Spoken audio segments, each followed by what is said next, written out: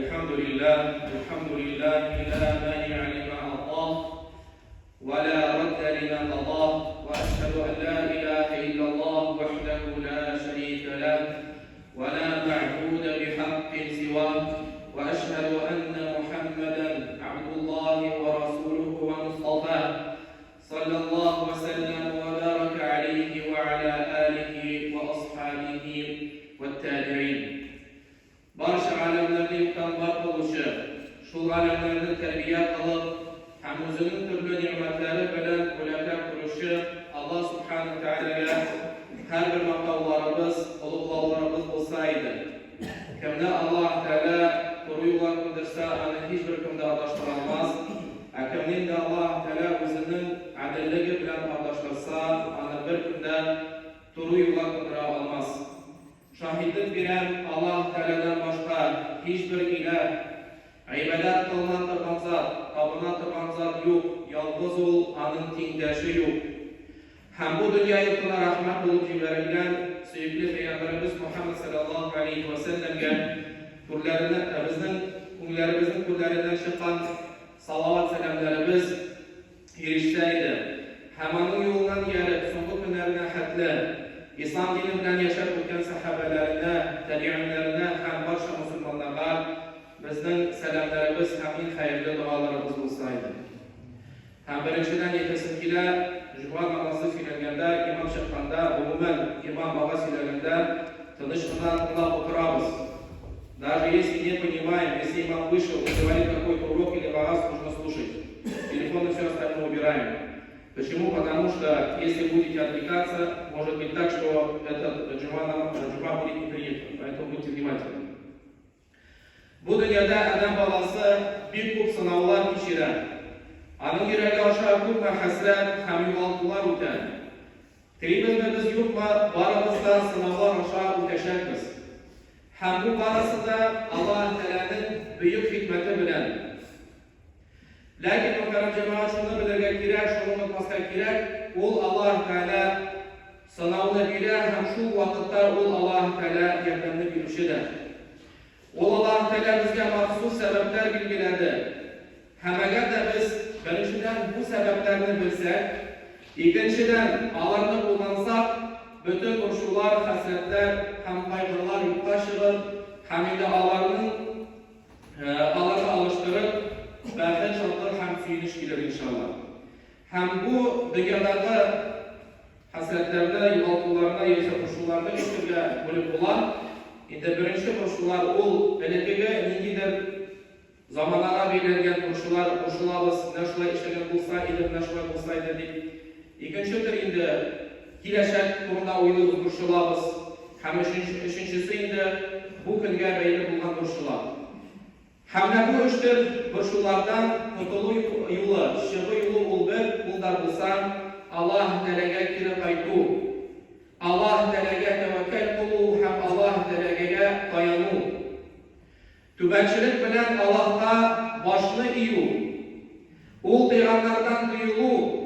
Alloh taolo belgilagan taqdirni qabul etib, ham buna iymon keltiru. Aning buyuk ismlari ham sifatlari bilan Şuşa sifatlar aşağı Allah Teala'nın tabu. Hem bu barasında baxtsizlikten qutuluv yolu. Hem Abdullah ibn Mas'ud'dan rivayet edilen Allah'ın elçisi aleyhisselam bir hadisinde bu ayet aytadi. Agar biraringizga, birar kishiga birar qayg'u kelishsa, birar murshilsa, hamudi aleyhi so'zlarni aytsa, Allohumma inni abduk وابن عبدك وابن أمتك يا الله دي من senin kolun hem senin kolunun ulu di nasiyeti biyedik nadin fiyye hukmuk adilun fiyye qadavuk benim canım di senin kolunda sen anı özün adalet bilen hüküm edersin yani senin hükümün senin kararın benim için mecbur ben adam bir işimden başa almayayım sen nasıl edersem şu buladı hem senin yine bildirilgen kararın adillidir. Hem devam edip Peygamber aleyhisselam ayetler. Es'elüke bi kulli ismin huve lek, semmeyte bihi nefsek, ev allemtehu ahaden min halkik, أو أنزلته في كتابك أو استأثرت به في علم الغيب عندك.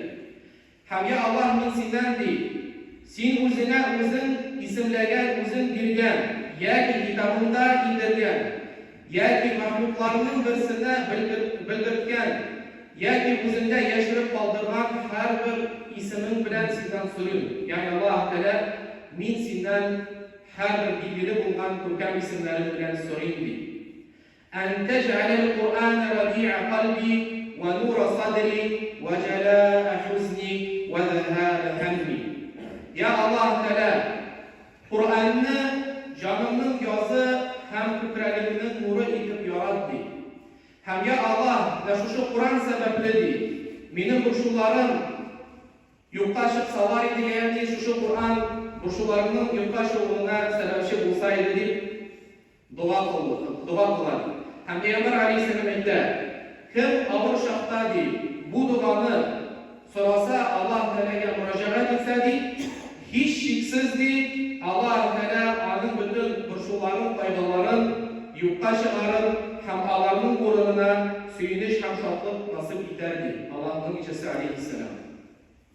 Hem de sahabeler elini, hadisini, elini sözlerini duanı işitkenden sonra Peygamber Aleyhisselam beyler ya Resulullah bizge elini duanı yoklardan mı söylüyorlar? Hem Peygamber Aleyhisselam beyler kimdi? Elini duanı işitseydi onu yapmasın diye bilsin diye. Hamid-i muhterem cemaat, bazıda şu duanı yaplarga tiyişmiz. Yaplarga tügül belki onun manasını anlap, tiyişince amel kılırga tiyişmiz. Eğer de her birimiz bu duaga irtibar etsek, biz onun işlerinde dört büyük asıl kururuz. Hem düzlükte kişinin bahsettiğinden şu dört asıllar koyda. Birinciden Peygamber Aleyhisselam etti, şu hadisten kuruna, bahsettiğin birinci nigizi o da bulsa, özünü Allah karşında benden hem kul itip tanı, kul itip özünü kuru. Çünkü Peygamber Aleyhisselam etti, ya Allah, min de senin kolun, hem de senin kolunun oğlu değil. Hem kızganışa karşı görüp durarız nişi ayrı kişiler, özün bu dünyada hoca edip görer. Yeyse özün bu dünyada hoca edip tutar. Hem şunun sebeple hukm bozukluk, hukm laşaklık yeryüzünden taralar. Niçin? Çünkü kişi uyluyum. Min de bu dünyanın parçası heminden bütünle soramazdı. Heminde bunu görüp durarız. Firavun vaktinden başlandığı ve özün Rab'da bildirgen hem şunun sebeple bozukluk yeryüzünden tarattan. Hem bu yüzündeki soğuşlar hem bozukluk şunun sebeple şubayıp taralar. Hem biz Müslüman olarak bilirgen değiliz. Allah Teala bizim Rabbimiz, biz onun kulu. Allah Teala bize bir nesnede tiyişi, tügül kilisince biz Allah Teala'ya tiyişli. Hem sin Kur'an'dan naşaylik Müslüman, başka bir kişi Müslüman, onun Rabbisi de kim? Allah Teala, onun hocası da Allah Teala. Hem şu an burada şunu bilsen, şuna iman getirsen, inşallah paymalarımız, bu paymalarımız yurttaşlar. İkinciden, bahsettiğim ikinci nigizi, hadiste bulungençe, o da olsa Allah Teala'nın takdirine koşalı. Nerseyle bu dünyadan gelip çıkmasın, o barısı da Allah Teala'nın emri bilen ola. Hem de bir günde Allah Teala'nın nizamlarından başka bir nesini de özgürte almayın. Hemin hakkında Allah Teala Fatır suresinde iten أعوذ بالله من الشيطان الرجيم بسم الله الرحمن الرحيم ما يفتح الله للناس من رحمة فلا ممسك لها وما يمسك فلا مرسل له من بعده وهو العزيز الحكيم. Allah Teala özünün rahmetinden kişilere bilse, o nimetlerini hiç kimde tutkarılmaz. Hiç kimde girip alamaz diye. Hem birisi eğer Allah Teala birer nimetini bilmiş olursa, onu bir günde biri almaz. Hem Allah Teala ayet ahirindeyken وَهُوَ الْعَزِيزُ الْحَكِيمُ O diye Allah Teala en kudretli, en kuvvetlidir, hem de hikmet üyesi. Şu an burada Müslüman kişi Allah Teala'nın takdirine iman getirir. O şahane hem şunun bunca yaşayıp, Nindi gene hal bulmasın, ul har vaqtda Allah Teala'nın taqdirine rızanıyışın. Çünkü ul bile Allah Teala hikmet yesi. Ul bile Allah Teala'na bilgen iken, значит bu onun için faydalı. Hamu Müslüman kişisi bile Allah Teala bilmegen iken, значит ama bu tiyişli tuğul yeyse bilsinşe, bu ama zararlı. Şunun sebebi Allah Teala anı bilmiyor. Hem şuna göre Allah Teala'nın takdirine Allah Teala bizge bulup birgen takdirine biz şanlığa tiyizbiz, buna riza bulunğa tiyizbiz. Hem de bu iman kitürünün bir asılı bulup duran. Hem üçüncüden, Behrettin üçüncü ilgizi Allah'ın Kur'an isimlerine hem onun büyük sıfatlarına inanı, uşanı. Hem de Rabbimiz Allah Teala büyük kitabında bu ayette وَلِلَّهِ الْأَسْمَاءُ الْحُسْنَى فَادْعُوهُ بِهَا وَذَرُوا الَّذِينَ يُلْحِدُونَ فِي أَسْمَائِهِ سَيُجْزَوْنَ مَا كَانُوا يَعْمَلُونَ. Allah Teala Allah'ın Kur'an isimleri var. Şu isimler bilen dua kılınız. Ama Allah'ın Kur'an isimlerin inkar edişlerden dikkaşınız. Allah'ın Kur'an isimlerin inkar edişlerine elbette bilese ceza bileşer diyorlardı.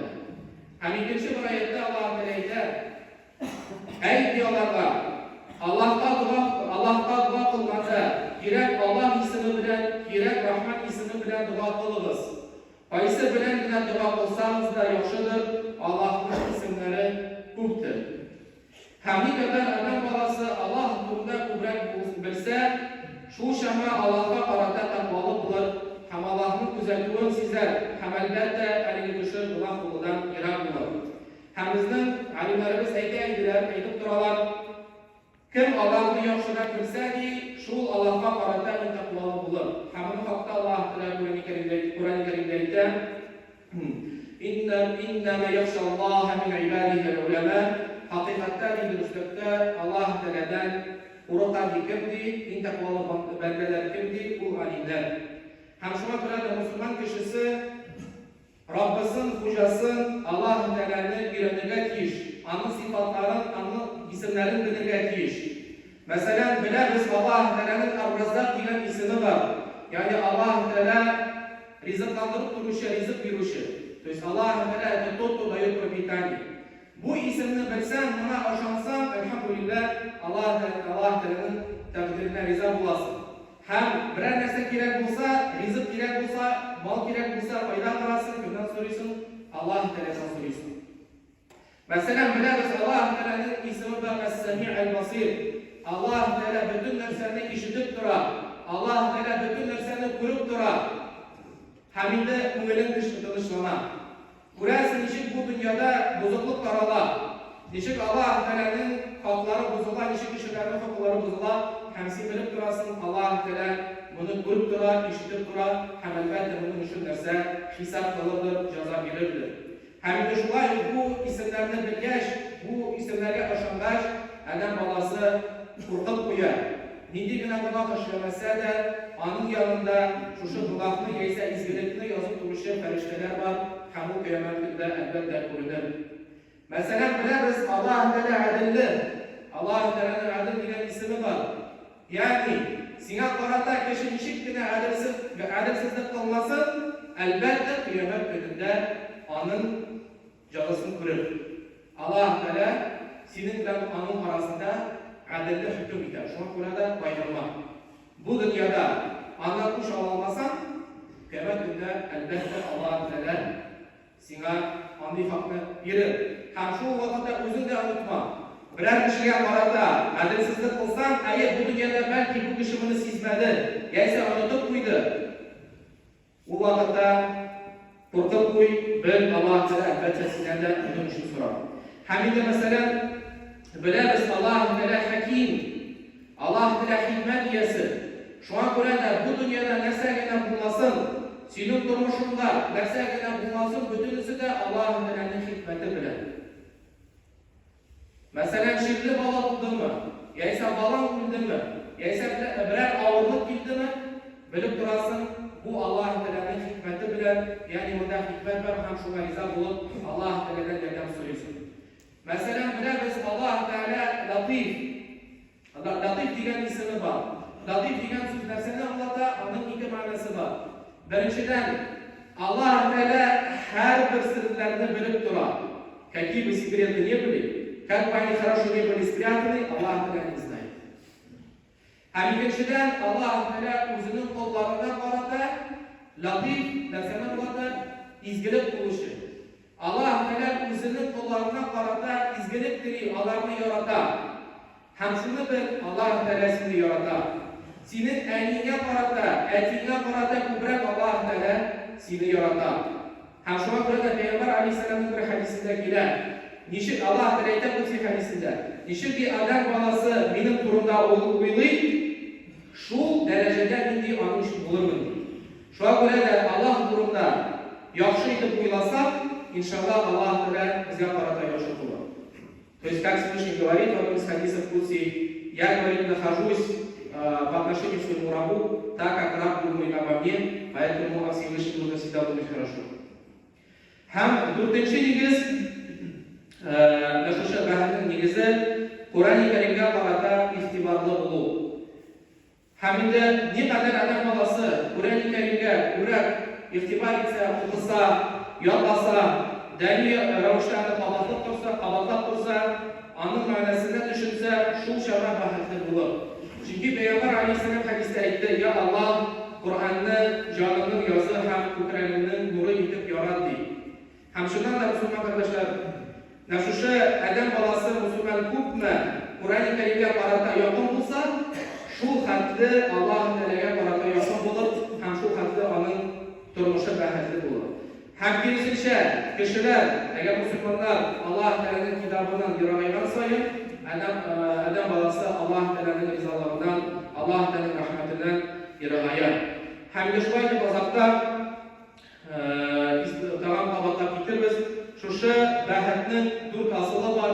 U da bo'lsa, birinchidan o'zini Alloh qarshida banda ham qo'l etib tutuv, ikkinchisi taqdirga ishonib, hamda shusha taqdirdan qanoat bo'lib, uchinchisi Alloh taolaning ko'rkam ismlari ham sifatlarini bilib, ham shunga iymon keltirib, ham shuning bo'yicha amal qilib, ham to'rtinchisi edi Qur'oni Karimga qarata ig'tiborli bo'lib. Hamda Alloh taolaning ko'rkam ismlari ham sifatlari bilan so'raymiz. Alloh taolo bizga shusha izgi ishlarimizda yordam etsa edi. Ham Alloh taolo bizni bu dunyoda ham oxiratda baxtli qilsa edi. Ham Alloh subhanahu va taolo shusha musulmon qardoshlarımizga yordam etsa edi. Hamda unutmaymiz duolarimizda Alloh subhanahu va taolodan so'raymiz. Alloh taolo shusha Filistin qardoshlarımizga yordam etsin. Hamda Payg'ambar alayhisalom aytgancha musulmon kishining iqrori bo'lgan bo'lsa duo. Поэтому свои дуа не забывайте про наших братьев мусульман. وأقول قولي هذا وأستغفر الله لي ولكم ولسائر جماعة المسلمين إنه هو الغفور الرحيم السميع الدعاء.